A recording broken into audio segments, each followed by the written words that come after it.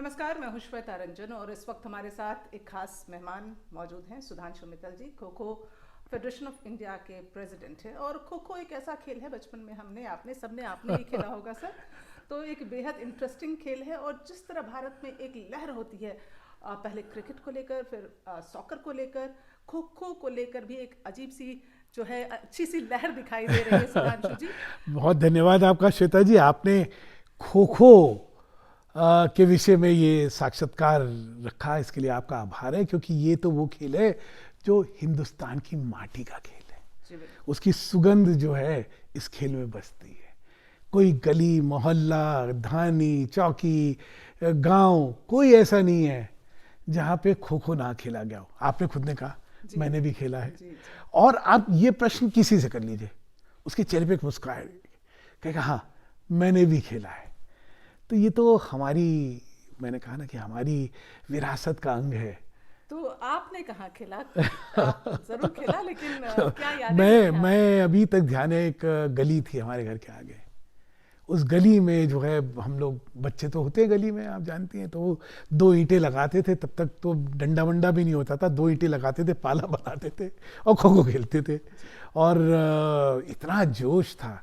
अच्छा देखिए, इसकी खासियत है इस खेल की, इस खेल में reflexes, speed, stamina, agility? Agility, चारों चीजों का जो मिश्रण है, वो किसी भी दर्शक के लिए उसके मुंह से वाह या ओह यही सब निकलता है, क्योंकि इतना इतना सब कुछ है। और इसी को देख के देखिए, हम इसको माटी से मैट तक ले गए।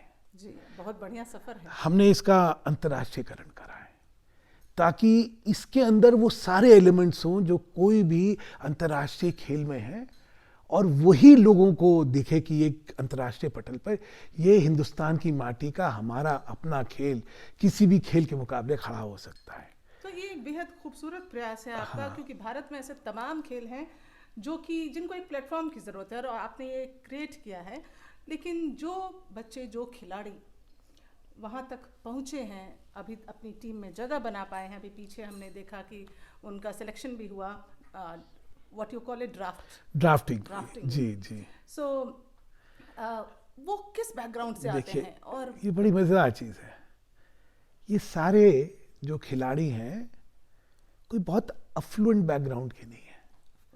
ये सब बड़े हम्बल बैकग्राउंड के लोग हैं, गांव से, छोटे छोटे गांव से निकले हुए हैं, गली मोहल्ले से। मतलब मैं आपको क्या बताऊं, एक जो पिछले साल का सबसे श्रेष्ठ खिलाड़ी खिलाड़ी में से एक था, वो नरेगा में काम करता था।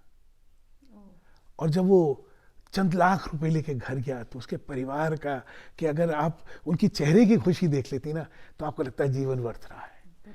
ये वो लोग हैं जिनके, कि मैंने कहा ना, क्योंकि ये वही खेल सकते थे जिसे पैसा नहीं लगता था। तो ये ऐसा खेल है, और इस पृष्ठभूमि के लोगों में आज एक नया स्वप्न जागा है। उन बच्चों की सफलता को देख के आज वो सेलिब्रिटी स्टार्स हो गए हैं।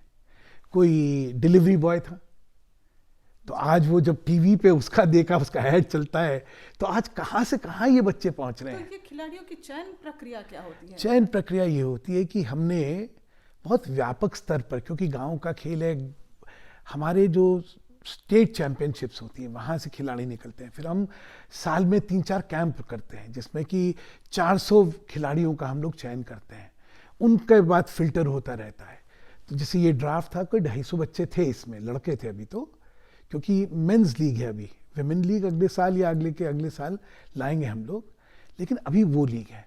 तो इनमें से फिर ये जो टीम के मालिक होते हैं, वो अपने आप चयन करते हैं कि हमें कितने बच्चे इस पे से उठाने हैं। आपने मेरे आगे वाले सवाल का जवाब पहले ही दे दिया। मैंने सोचा था आपसे अभी पूछूंगी कि लड़कियों सारा का ध्यान आपका लड़कों पर है, नहीं नहीं, ऐसा मेल नहीं है, प्लेयर्स पर है। ऐसा नहीं। आप हैरान होंगी, अभी इसमें सरकार का भी बड़ा इनिशिएटिव है।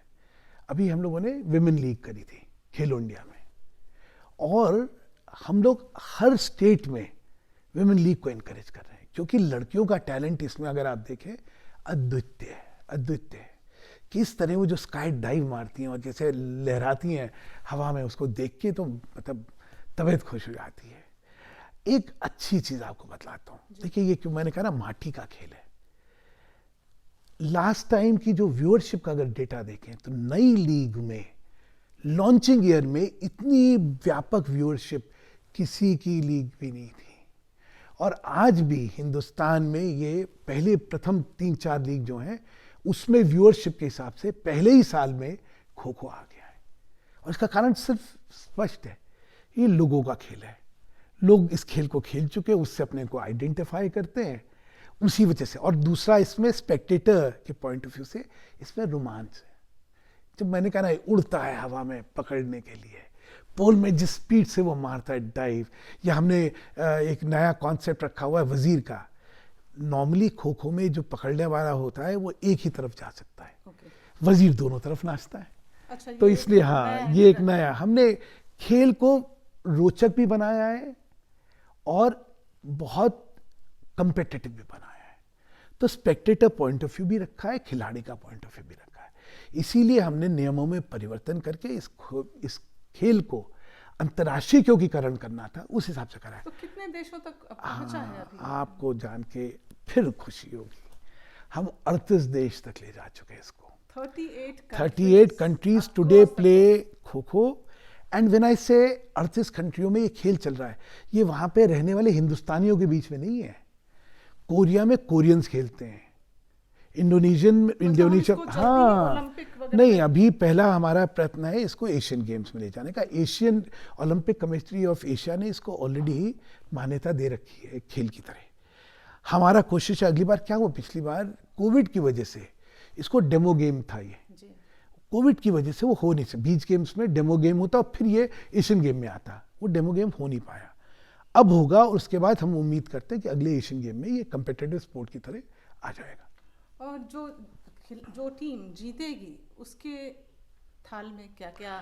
उसके थाल में 1 करोड़ रुपए का तो इनाम मिलता ही है। जैसे पिछली बार 1 करोड़ कल ये उड़ीसा की टीम जीती और नवीन पटनायक ने 1 करोड़ उन्होंने दे दिया। तो सोचे 2 करोड़ की राशि, जीत की राशि बच्चों को मिली। और कुछ नौकरी पद वो हाँ, इसमें अब जैसे आपको फिर मैंने कहा ना, ये वो चीज़ें हैं जो आँख में आंसू ला देती हैं।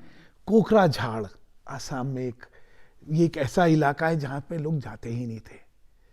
कोकराझाड़ में हमने एशियन खो खो चैंपियनशिप करी। वहाँ की एक लड़की भारतीय टीम का अंग थी और खेली वहाँ पे। भारत स्वाभाविक तौर पे प्रथम आया। तो स्टेट की पॉलिसी होती है कि कोई एशियन चैंपियन अगर होता है तो उसको नौकरी दी जाती है। उस बच्ची को, कोकराझाड़ की बच्ची को, जिसके घर में 2 जून की रोटियां नहीं है, उस बच्ची को आज वो उम्र यंग लड़की है, इसलिए वो जो है अभी नौकरी के लायक नहीं हुई है। जैसे ही उसको नौकरी के लिए एलिजिबल होगी, उसको डीएसपी की नौकरी मिल जाएगी। अब आप सोचिए, डीएसपी या इंस्पेक्टर जो भी, अब ऐसी बच्ची अपने परिवार में सीधे पुलिस में इंस्पेक्टर और डीएसपी बन जाए, उस परिवार की आंखों में क्या स्वप्न पैदा हुआ है। ना केवल उस परिवार में, उस पूरे समाज में क्या स्वप्न पैदा हुआ है। तो इसलिए ये जो है, ये बच्चियां रोल मॉडल बन रही हैं आज लड़कियों में, और लड़कों में भी यही हाल है। आप सरकार का मैं धन्यवाद देना चाहता हूँ, जो स्पोर्ट्स कोटा में नौकरियां दी जाती हैं, सरकार ने उसमें खो खो को भी शामिल कर लिया, जिसके लिए मैं बड़ा आभारी हूँ। और इसी वजह से आज लोग, परिवारजन जो हैं, वो बच्चों को प्रोत्साहित करते हैं कि तुम भी खेलो, कोई बात नहीं, करियर है ये। सुधांशु जी, आपके साथ मैं बैठ के एक बात तो दर्शकों से ज़रूर कहना चाहूँगी कि अगर आप अब तक अपने बच्चे को रोकते रहे हैं कि नहीं खेलना है तो सॉकर खेलो क्योंकि आप उससे इन्फ्लुएंस हो रहे हो, या क्रिकेट खेलो जो कि आजकल पॉपुलर स्पोर्ट्स की श्रेणी में आता है, लेकिन खो खो एक ऐसा खेल है जिसको सरकार प्रमोट करने का काम कर रही है, तो अपने बच्चे को रोकिए नहीं, उसमें आगे बढ़ाइए और फलने फूलने